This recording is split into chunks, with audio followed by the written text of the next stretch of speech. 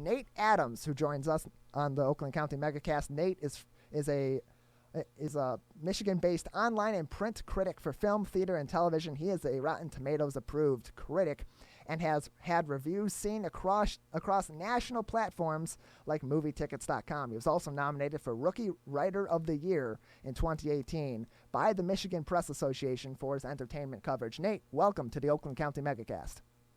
Hey, thanks so much for having me. Happy to be here talking movies. Yeah, happy to have you with us. So movies have had, in movie theaters, the movie-going experience, and just film in general has had a major change undergone during this coronavirus pandemic, much like other industries.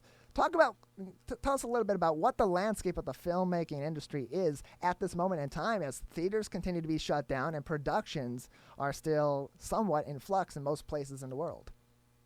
Well, we're kind of seeing a shift in the way that consumers, audiences are getting their content. For example, Netflix has been a pioneer in the streaming game and getting movies into households, without having to travel to the theater.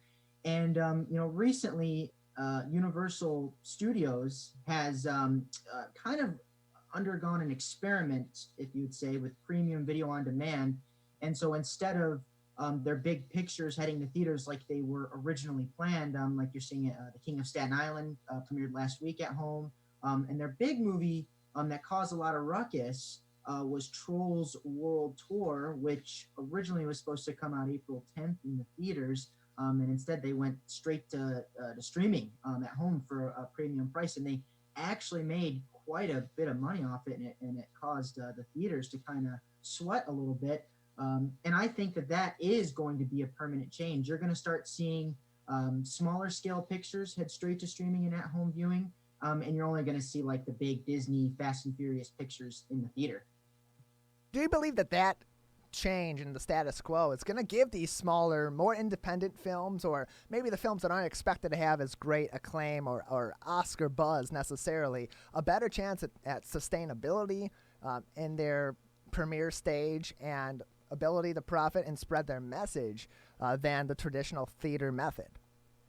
Well, so that's where it gets interesting, because when a movie gets released into theaters, there's a percentage that the studio and the exhibition house gets. So the theaters and the studios agree to a percentage, for the first couple of weeks. Whereas if the studio releases a film at home directly, like basically cutting out the middleman, the theaters, they get a heftier percentage of the profits. So $100 million grosser on video on demand is going to make them a lot more money per se than $100 million in theaters. That being said, that model isn't sustainable for bigger pictures like the Fast and Furious movies, like the big budget Disney tentpoles that cost upwards of $250 million. Those movies do need theaters to survive. So like last weekend, Netflix dropped a new Spike Lee film called Da 5 Bloods, and that is already garnering Oscar attention.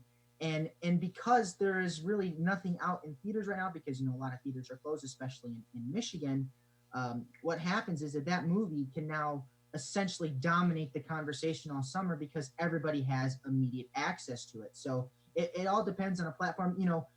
A lot of these studios do need those fall festival circuits to launch the smaller scale films. The Sundance Film Festival, there's Toronto, Venice, Telluride. All those festivals are in the fall, and right now they're up in limbo if they're going to happen. So these studios are going to have to get creative with how they're going to market their films in order to get, awards prospects and build word of mouth.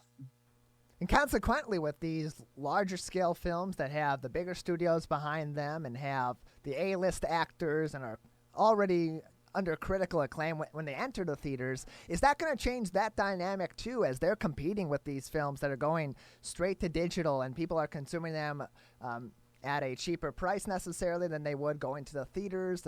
They're able to see this at their own leisure. They're able to watch it multiple times over. Is that going to change the dynamic possibly going forward, at least in the interim, for these large-scale films that maybe we'll decide we'll release in theaters for those that want the theater experience, but also release digitally or straight to digital in this case, so that we can compete with these other films?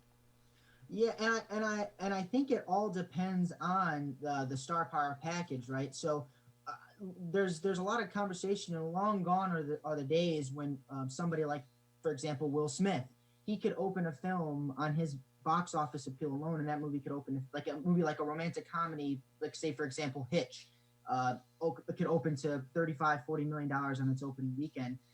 That just doesn't happen anymore. The only way Will Smith can open a movie is if he's headlining the Disney remake Aladdin, which turned out to be the biggest movie of his career. But that was based on an existing IP. So there's a movie coming out next year or in a couple of years, directed by Martin Scorsese, and it has Leonardo DiCaprio and it has Robert De Niro in it. And that's the kind of star power package that can maybe draw people to see a movie in theaters, an original adult-driven drama. Once Upon a Time in Hollywood last summer kind of bucked the trend too, that an original movie can still open in a very big blockbuster environment. But we're already seeing two big stars, Ryan Reynolds, Dwayne "The Rock" Johnson, big directors like Michael Bay, as I mentioned, Spike Lee. They're already kind of jumping on the streaming bandwagon because they can make a movie for those companies without the fear of it bombing at the box office or bad word of mouth tarnishing the theatrical reputation. So I do think that in the long run, you will start seeing more of these bigger stars kind of relegate to streaming. But I wouldn't count out Dwayne Johnson also opening like a big budget film in theaters too. I think maybe they can coexist. And on that note, with the competition changing, the dynamics of film, at least major Hollywood film, is definitely changing with this coronavirus pandemic, with the theaters being closed, with productions being shut down, but also with the other events that are going on in our society at this time, in particular the Black Lives Matter movement. There's been issues in the past, particularly with the awards, all of them, from television and from film.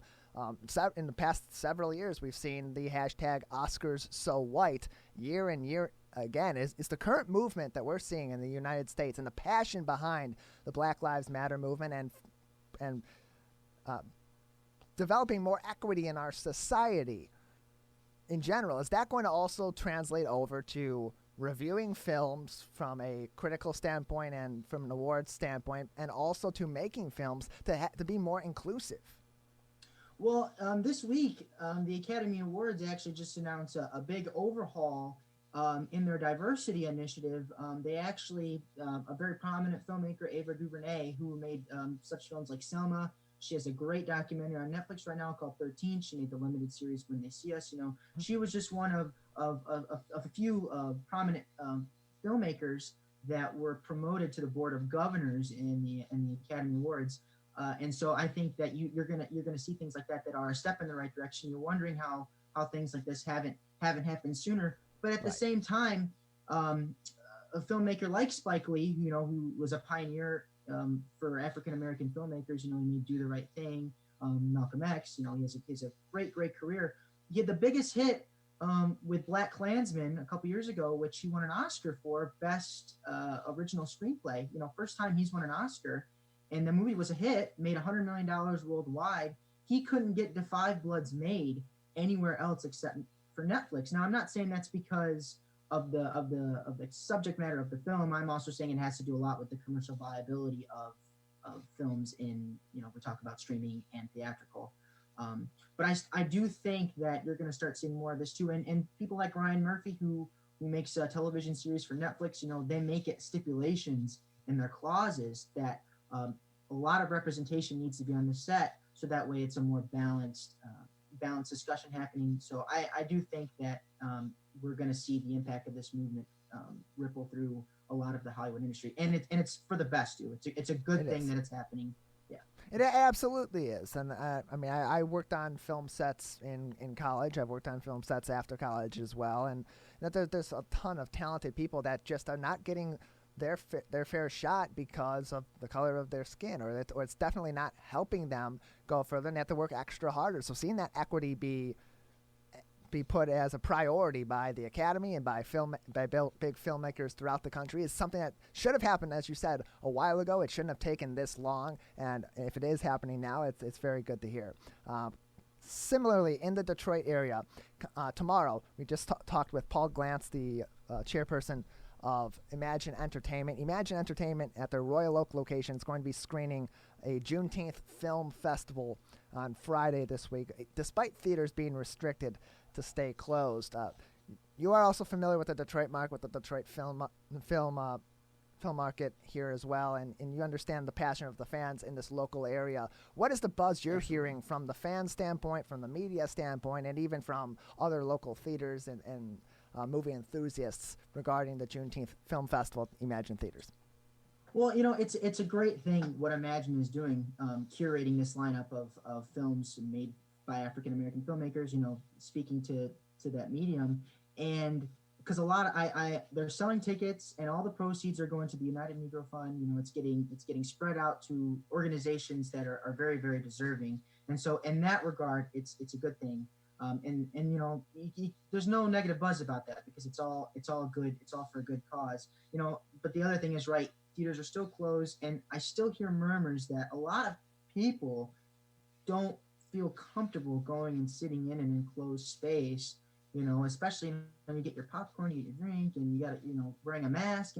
It's kind of awkward. So I think the job on the theaters, in order to build up that enthusiasm and momentum and get people back in the theaters, they really gotta market to the audience how safe and sanitary the environment's going to be. And Paul Glantz has been very, very outspoken about the procedures of what Imagine is doing to make sure that the environment is safe and sanitary. They're leaving staggered times in between screenings to deep clean theaters. And I think that's very important, that if a lot of theaters follow that example of what Imagine is doing, and they see how well tomorrow goes with this Juneteenth Film Festival, which I think will have a good turnout if the word on the street is of any indication.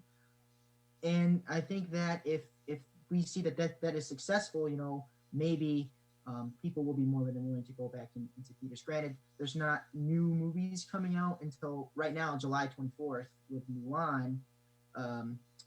But I think that theaters are gonna rely on back catalog titles like your Jaws, your Back to the Future to get people interested in the theaters. And tomorrow, I think, is a good experiment to see how willing patrons in Detroit and all around Michigan are going to be to go back into the theater. We're joined currently on the Oakland County Megacast by Nate Adams. He is from the Detroit Film Critic Society and also theonlycritic.com, and we're talking to him about the straight to digital trend we've seen lately in filmmaking as theaters continue to be closed due to COVID-19. Also, the Juneteenth Film Festival to be held tomorrow in Royal Oak at the Imagine Theater. And then, just before we let you go, a couple more minutes with you, Nate. I'd be remiss if we didn't talk about some of the movies that are out there now or are coming in the coming days, weeks, and months. First and foremost, Artemis Fowl being released by Disney Plus.